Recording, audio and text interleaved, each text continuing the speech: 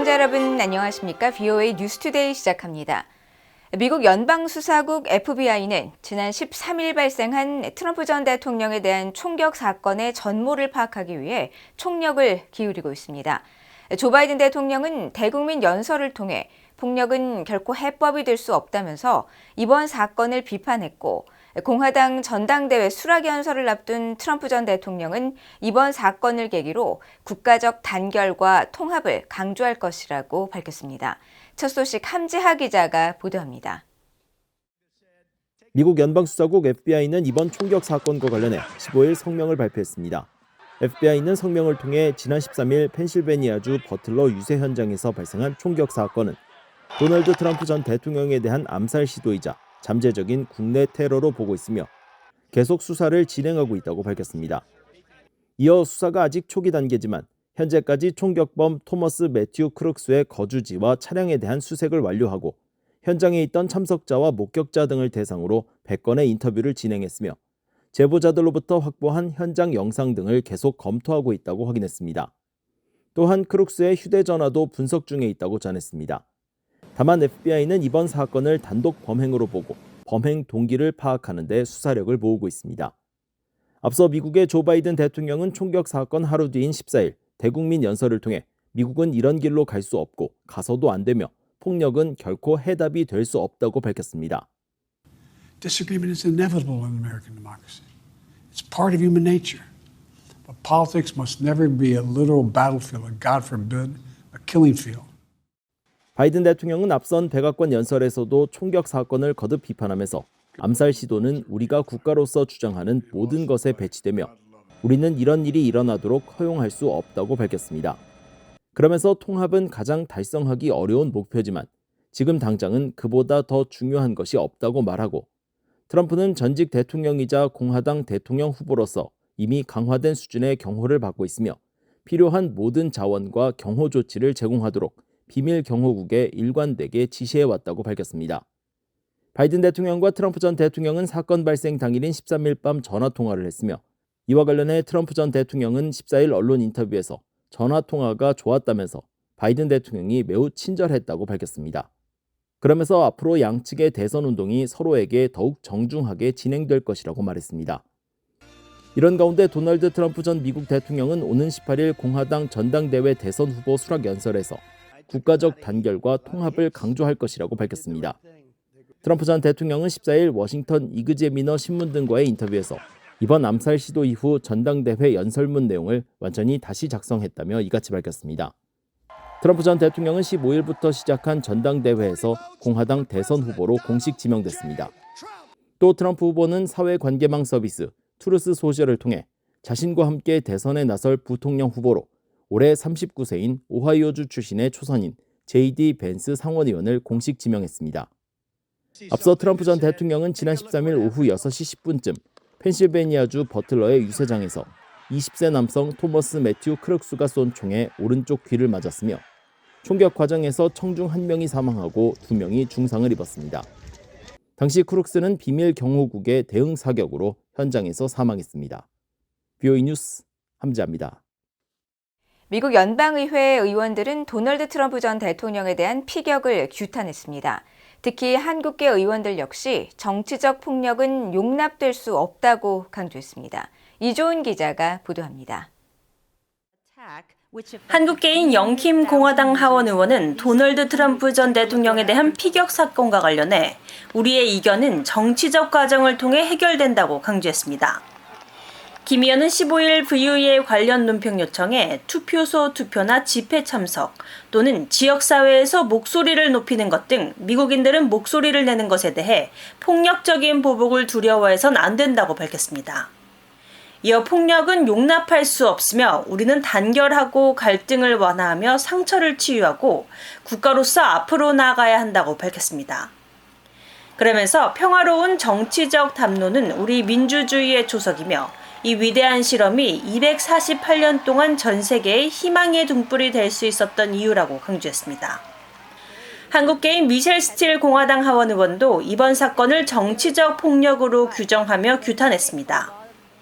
스틸원은 13일 사회관계망 서비스 X에 올린 글에서 트럼프 전 대통령과 그의 가족, 그리고 이 무분별한 정치적 폭력으로 인해 부상당하고 숨진 사람들의 가족을 위해 계속 기도한다고 밝혔습니다. 한국계인 메릴린 스트릭랜드 민주당 하원 의원도 이날 X를 통해 정치적 폭력은 결코 용납될 수 없다면서 정치적 신념이 무엇이든 이런 불미스러운 사건은 민주주의에서 설 자리가 없다고 강조했습니다. 미국의 외교안보 문제에 깊이 관여하는 의회 내 주요 인사들도 트럼프 전 대통령의 피격 사건을 초당적으로 규탄했습니다. 특히 상원 외교위원장인 벤 카딘 민주당 의원은 13일 X를 통해 모든 정치적 폭력 행위를 규탄하며 우리나라는 물론 그 어떤 곳에서도 폭력적인 행위가 있어서는 안 된다고 강조했습니다. 앞서 13일 미국 공화당 대선 후보인 트럼프 전 대통령은 펜실베이니아주 버틀러에 있는 유세장에서 연설 중 총격을 당해 오른쪽 귀 윗부분을 다쳤습니다. 트럼프 전 대통령은 곧바로 인근의 병원으로 옮겨 치료를 받고 퇴원했습니다. VOA 뉴스 이존입니다. 안토니오 구테르스 유엔 사무총장이 유세 중 벌어진 미국 공화당 대선 후보 도널드 트럼프 전 대통령 암살 시도 사건을 강력하게 규탄했습니다. 구테르스 사무총장 대변인실은 15일 이번 사건에 대한 VOA의 논평 요청에 사무총장은 이 같은 정치적 폭력 행위를 단호히 규탄한다고 밝히고 트럼프 대통령의 빠른 쾌유를 기원한다고 전했습니다. 유럽연합 집행위원회의 에릭 마머 대변인도 15일 정례 브리핑에서 정치적 폭력은 민주주의에서 설 자리가 없으며 우리는 미국이나 다른 곳에서 벌어지는 정치적 성격의 모든 폭력에 대해 우려한다고 밝히고 대화는 이견에서 합의점을 찾는 기반이 된다는 유럽연합의 토대를 믿는다고 강조했습니다. 미국 국무부는 북대서양조약기구 나토 정상회의 이후 나토가 허위 정보를 퍼뜨리고 중국을 비방했다는 중국의 주장에 대해 일축했습니다. 구체적인 증거를 밝히면서 러시아의 국방 생산을 지원하고 있는 중국의 문제점을 지적했습니다. 조은정 기자가 보도합니다. 미국 국무부는 북대서양 조약기구 나토에 대해 허위 정보를 퍼뜨리고 중국을 비방했다는 중국 주장과 관련한 VOA의 논평 요청에 구체적인 사실관계를 밝히면서 중국의 주장을 일축했습니다. 우크라이나를 침략해 전쟁을 벌이고 있는 러시아와 관련해 중국은 러시아의 방위 산업 기반을 재건하고 유럽 안보에 가장 큰 위협을 가하는 동시에 러시아의 침략 전쟁의 중립적 당사자라고 주장할 수 없다고 지적한 것입니다. 국무부 대변인은 그러면서 중국은 러시아의 국방 생산 증대를 지원함으로써 러시아의 전쟁 노력을 지원하고 있다고 밝혔습니다. 구체적으로 중국은 러시아의 공작기계의 70%, 초소형 전자기기의 90%, 상당량의 광학, 무인 항공기와 순항 미사일 기술, 러시아가 무기 추진제를 만드는 데 사용하는 니트로셀룰로스를 제공하고 있다고 지적했습니다. 이어 이런 소재들은 러시아의 방위 산업 생산 주기에 중요한 공백을 메우고 있으며 우리의 제재와 수출 통제로 인해 상당한 차질을 빚었던 러시아의 방위 산업 기반을 활성화하는 데 도움이 되고 있다고 밝혔습니다. 또 중국의 이 같은 지원은 적극적으로 러시아의 우크라이나 전쟁이 가능하도록 만들고 있으며 이는 유럽 안보에 심각한 위협이 되고 있다고 말했습니다. 그러면서 중국이 러시아에 대한 지원을 중단한다면 러시아는 전쟁을 지속하는데 어려움을 겪을 것이라고 말했습니다. 앞서 나토 회원국 정상들은 10일 발표한 공동성명에서 중국을 러시아의 우크라이나 전쟁을 돕는 결정적인 조력자로 규정했습니다.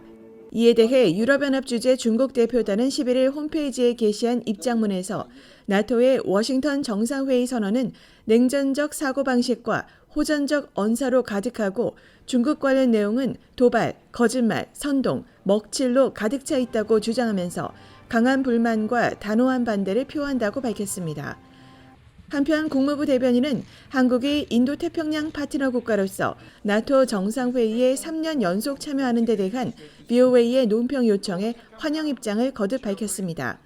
미국은 한국과 북대서양 조약기구 나토의 협력관계 심화를 환영하며 이러한 협력은 유로 대서양 지역의 안보와 평화, 번영을 증진하는 우리의 공동이익을 뒷받침한다고 강조하고 특히 북한과 러시아 간의 불법적인 협력 심화는 아시아와 유럽의 안보 문제가 얼마나 밀접하게 연관돼 있는지를 보여준다고 지적했습니다. 그러면서 나토는 비회원국들과 오랜 협력 관계를 구축해 공동의 국제 도전에 직면했을 때 협력과 정보 공유, 회복력을 가능하게 해왔다고 말했습니다.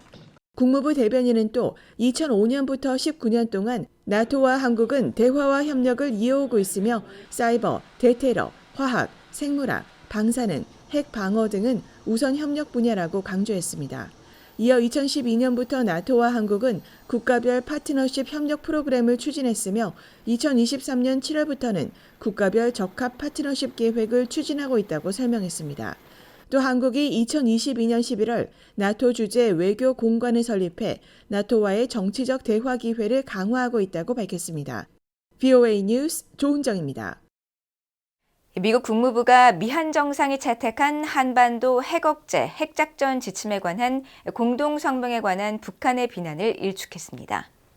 매튜 밀러 국무부 대변인은 15일 브리핑에서 북한의 비난과 관련한 질문을 받고 북한의 주장은 물론 사실이 아니며 나토는 여전히 방어적인 동맹이고 언제나처럼 북한의 모든 도발적이고 정확하지 않은 성명에 일일이 대응하지 않겠다고 밝혔습니다. 그러면서 미국은 한반도의 완전한 비핵화를 위해 여전히 전념하고 있으며 이 정책에는 변함이 없다고 강조했습니다. 앞서 북한은 13일 대외관영 조선중앙통신에 낸 국방성 대변인 담화를 통해 미국과 한국 정상이 워싱턴에서 열린 북대서양조약기구 나토 정상회의를 계기로 정상회담을 갖고 한반도 핵억제 핵작전 지침에 관한 공동성명을 채택한 것과 관련해 도발적이고 불안정을 초래하는 위험한 행동이라며 이를 중지하려는 경고를 무시할 경우 치르게 될 대가는 상상하기 힘들 것이라고 비난했습니다. 대북 제재 위반 전력이 있는 북한 선박 금야호가 러시아 근해에서 포착됐습니다. 선박의 위치 정보를 보여주는 마린 트래픽에 따르면 금야호는 현지 시각으로 15일 새벽 4시 현재 러시아 블라디보스토크에서 남서쪽으로 약 115km, 육지와 가장 가까운 곳을 기준으론 약 40km 떨어진 곳에서 위치 신호가 포착됐습니다. 과거 유엔 안보리 대북제재위원회 전문가 패널은 금야호가 중국으로 석탄을 불법 운송했던 사실을 보고서에 적시했었는데 이처럼 과거 대북제재에 연루된 선박이 현재 러시아 입항을 앞두고 있는 사실이 포착된 겁니다. 이런 가운데 유엔 안보리의 제재를 받고 있는 북한 유조선 산마 2호는 현재 대한 해협을 통과해 러시아 극동 지역 방향으로 운항 중인 것으로 나타났습니다. 앞서 유엔 안보리 대북제재위원회는 2018년 3월 산마 2호를 포함한 선박 27척을 전격 제재했는데 특히 산마 2호를 포함한 13척에는 자산 동결과 입항 금지 조치를 취할 것을 명시했습니다. 호주 최대의 국제 공중전투훈련인 피치 블랙이 지난 12일부터 시작해 다음 달 2일까지 북부 지역에서 진행된다고 호주 국방부가 밝혔습니다. 호주 국방부는 최근 보도자료를 통해 20개국에서 항공기 140여 대와 병력 4천여 명이 참가하는 올해 피치블랙은 지난 43년 역사상 가장 많은 인원이 참가한다고 밝히고 이 훈련은 전 세계에서 가장 큰 군사훈련 공역 중 한 곳에서 가장 진보된 항공기와 전장 시스템을 활용하며 참가자들은 복잡한 시나리오를 경험하게 된다고 설명했습니다. 또 올해 훈련에는 프랑스와 독일, 인도, 인도네시아, 일본, 말레이시아, 대한민국, 싱가포르, 태국, 영국, 미국이 동참하며 필리핀과 스페인, 이탈리아, 파푸아뉴기니, 피지, 브루나이의 항공기 및 병력은 올해 처음 참가한다고 밝혔습니다. 호주 국방부는 이어 피치블랙은 같은 생각을 가진 국가들과 더욱 강한 유대관계를 구축하기 위해 2년마다 실시하는 최고의 국제 참여 활동이며 피치블랙을 통해 파트너 국가들과 함께 훈련하는 것은 영내 평화와 안정 유지라는 공동의 가치에 대한 우리의 헌신을 보여준다고 강조했습니다. 한국의 이번 훈련 참가는 지난 2022년에 이어 두 번째며 앞서 한국 공군은 올해 피치블랙에 F-15K와 KC-330 다목적 공중급유 수송기를 투입했다고 밝혔습니다.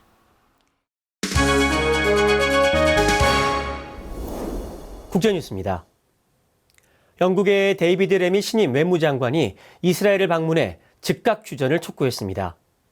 레미 장관은 15일 아이작 헤르조그 이스라엘 대통령을 만나 인질 석방 합의를 며칠 내에 보기 희망한다면서 합의를 이뤄내기 위해 모든 외교적 노력을 다하고 있고 주요 7개국 G7과는 물론 특히 토니 블링컨 미국 국무장관과 함께 하고 있다고 밝혔습니다. 지난 5일 취임한 키어 스타머 영국 총리 정부의 첫 외무장관인 레미 장관은 전날인 14일에는 예루살렘에서 베냐민 네타냐후 이스라엘 총리를 만났고 같은 날 요르단강 서안의 라말라에서 무함마드 무스타파 팔레스타인 자치정부 총리도 만났습니다. 최근 총선에서 승리해 집권한 영국의 노동당은 총선 기간 진보, 무슬림 유권자들로부터 이스라엘 하마스 전쟁에 미온적으로 대처한다는 비판을 받았으며 노동당 새 정부는 이스라엘의 무기 판매를 중단하라는 요구도 받고 있습니다. 러시아와 중국이 14일 서태평양 등지에서 해상 연합훈련에 돌입했다고 양국 국방부가 밝혔습니다. 러시아 국방부는 15일 성명에서 해양 상호작용 2024로 명명된 이번 훈련이 17일까지 실시되며 대잠수함과 방공훈련 등이 이루어질 것이라고 밝혔습니다.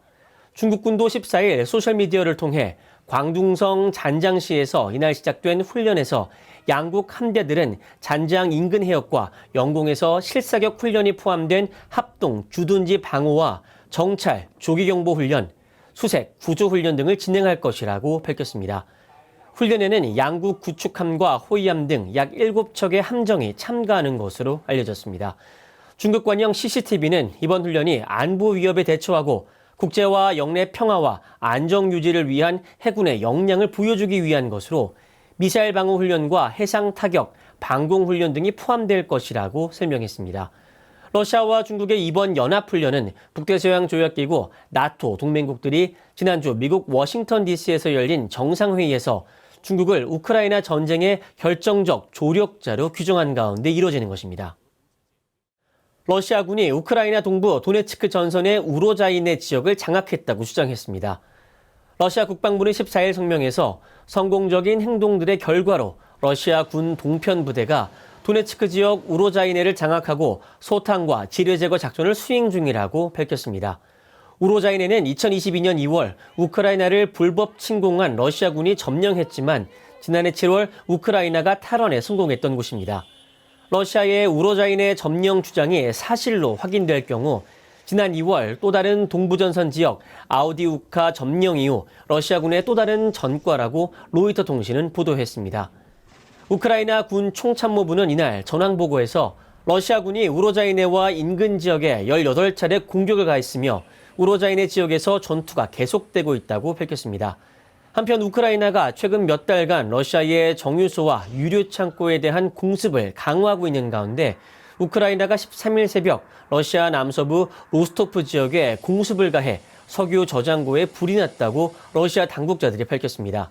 바실리 골루베프 로스토프 주지사는 텔레그램에 올린 글에서 우크라이나의 드론 공격으로 200제곱미터에 걸쳐 화재가 발생했지만 사상자는 없으며 화재 보고 후 약 5시간 뒤 진화됐다고 전했습니다. 올해 2분기 중국의 경제 성장률이 4.7%를 기록했다고 중국 정부가 발표했습니다. 중국 국가통계국이 15일 발표한 내용에 따르면 지난 4월에서 6월 중국 국내 총생산 GDP는 지난해 같은 기간 대비 4.7% 증가했습니다. 이 같은 수치는 올해 1분기 5.3% 성장률에서 다소 낮아진 것으로 지난해 1분기 이후 가장 더딘 성장세이자 로이터 통신의 설문조사에서 전문가들이 전망했던 5.1% 성장률을 밑도는 것이라고 로이터 통신은 보도했습니다.